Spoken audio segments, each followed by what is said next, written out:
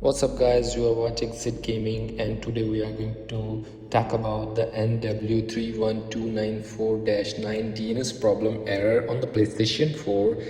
To go settings, simply network and view status PlayStation network services. The server is working good or not, just check. Sometimes server is down, that's why your DNS is not working or you get the DNS problem.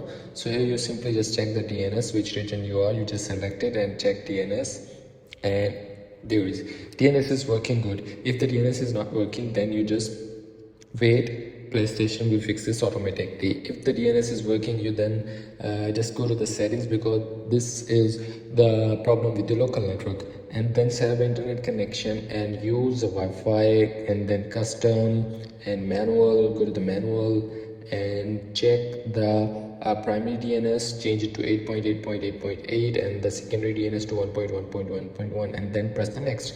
So after that you just go test the internet connection. It will fix, and you can boost internet connection by changing the DNS. So that's how you can fix this.